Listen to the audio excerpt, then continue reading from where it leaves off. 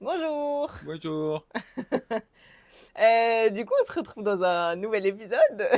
Pour l'update, on est à Auckland. On a changé, on est dans un hôtel assez bien, en vrai, qui était moins cher que d'autres auberges plus classiques. Hier, on a été visiter un van qui nous avait l'air bien, en vrai. Ouais, ouais. Et là, ce matin, il y a ce qu'ils appellent le purchase, le pré-purchase.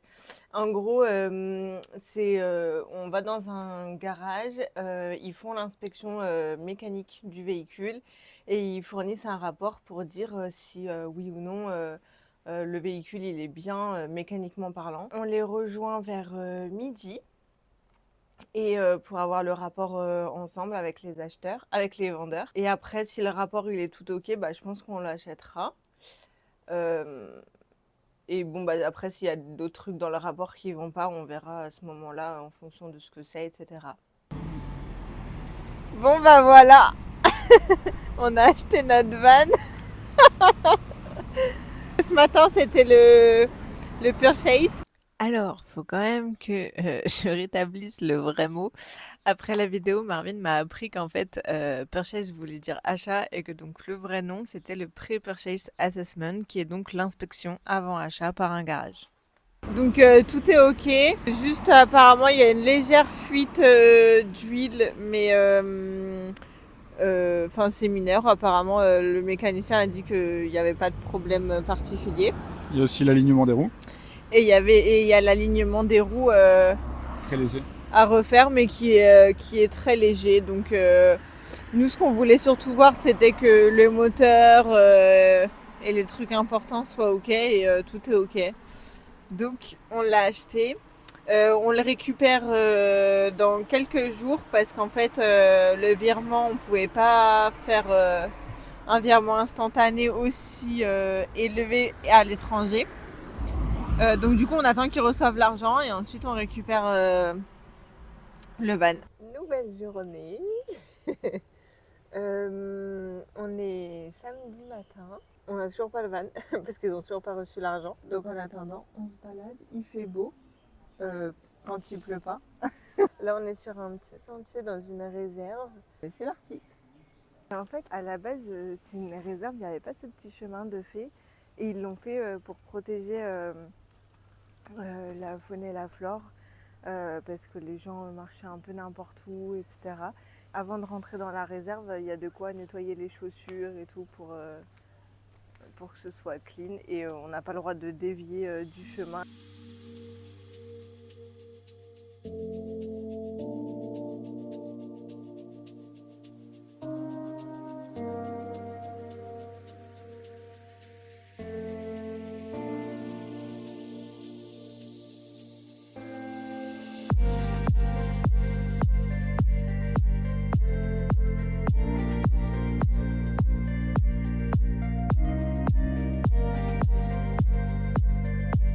On a fini le petit tour, ça nous a pris 30-40 minutes, je dirais. Il y avait pas mal de monde, mais c'était sympa. C'était dans la forêt et tout, et en fait, le chemin, il est en hauteur.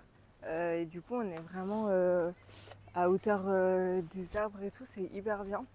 Et les petits arbres, on les voit d'en haut. Donc franchement, c'était sympa à faire. Bonjour! Nouvelle journée, toujours à Auckland, il est midi à peu près et on est en route pour aller chercher notre van. Les gens ont enfin reçu l'argent, donc trop bien. Donc là on a rendez-vous à 14h avec eux, on a à peu près 1 heure de transport. Donc on y va et puis on mangera là-bas. En vrai, trop hâte d'avoir notre van. On s'était donné rendez-vous sur un parking avec le vendeur pour récupérer le van. Et donc là, Marvin fait un tour de parking pour prendre la main un peu avec avant qu'on prenne vraiment la route. Bon, ça y est, on est dans notre van. C'est Marvin qui conduit. Là, on va s'arrêter à la station essence. Et après, c'est parti, hein.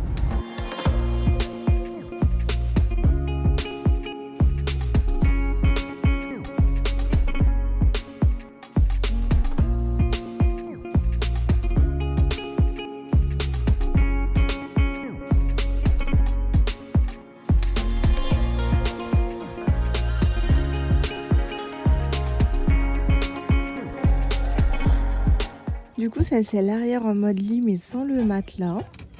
Du coup, on a des rangements ici sur les côtés. Donc là, c'est nos vêtements. Et on y accède aussi de ce côté-là. Ensuite, ici,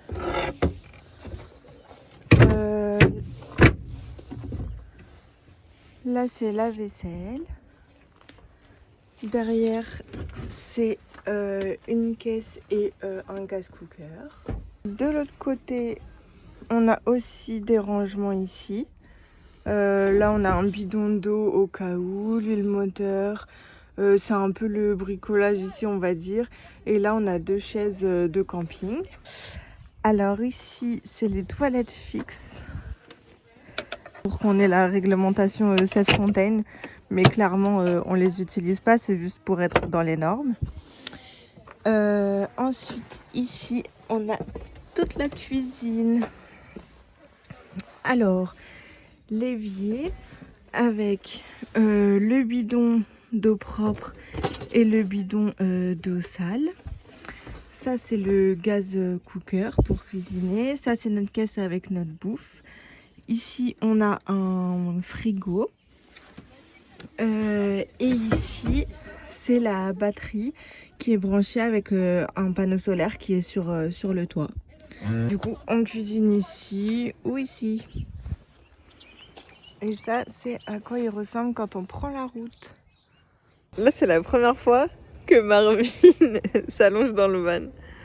Va voir par dehors, tu vas voir, peut-être que tu vas voir Il une faut paix. pas plus petit. Ah oui, les pieds sont posés contre quoi. Préparation du petit déjeuner. Mais il faut aller chercher les casseroles à l'arrière.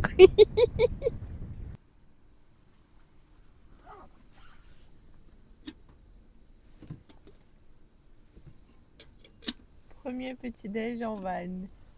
C'est une bonne. Oui. Regardez-le galérer. Ah non, mais je suis même pas à la moitié. Allez, mets le corps. Je vais dans ma chambre, moi, tout à l'heure. Vas-y, mets le corps.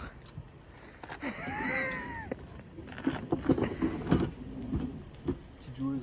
Ouais, d'accord. Petite joueuse. Tout à l'heure, il m'a dit t'inquiète, c'est pas loin. Et là, il se rend compte qu'en fait, c'est loin. Ça allait.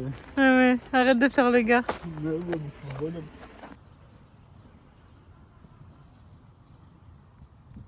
Quelque chose à dire, Lucienne?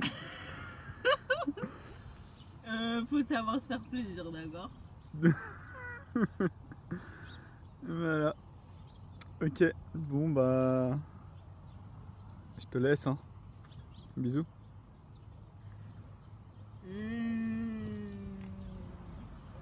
Alors, pour ce qui est de la van life en tant que telle, je vais vous dire un peu mon ressenti. Ça fait 1 mois à peu près maintenant qu'on a le van. Personnellement, il m'a fallu un petit temps d'adaptation parce qu'il y a une grosse perte de confort. Évidemment, que moi j'avais jamais vécu en van avant, je connaissais pas du tout. Et donc il y a plein de choses que je n'imaginais pas. C'est une nouvelle façon de vivre, de penser le quotidien, de faire ses courses, une nouvelle façon de tout. Donc il faut une grosse phase d'adaptation. Moi je sais que les premiers jours n'ont pas été évidents du tout parce que finalement c'est un tout petit espace où on est à 2 dedans. Chaque chose est compliquée si on n'est pas organisé, que le van n'est pas rangé. En fait, c'est vite la galère. La cuisine, elle est quand même toute petite, on n'a pas énormément de place. Et donc, par exemple, faire la vaisselle, c'est une galère avec la pompe manuelle. C'est juste une autre manière de vivre. Pour faire les courses aussi, parce que nous en France, on faisait les courses 1 fois par semaine et basta, on n'y retournait pas dans la semaine. Ici, on est obligé de faire les courses tous les 2-3 jours grand maximum parce qu'en fait, on n'a pas assez de place dans le van pour stocker toute la nourriture qu'on achète. Et donc, du coup, au début, j'avais vraiment l'impression de passer mon temps à faire les courses dans les magasins pour acheter des choses pour améliorer le van, améliorer l'aménagement, etc. Et je me suis dit, mais en fait, je suis pas venue en Nouvelle-Zélande pour faire les magasins en fait.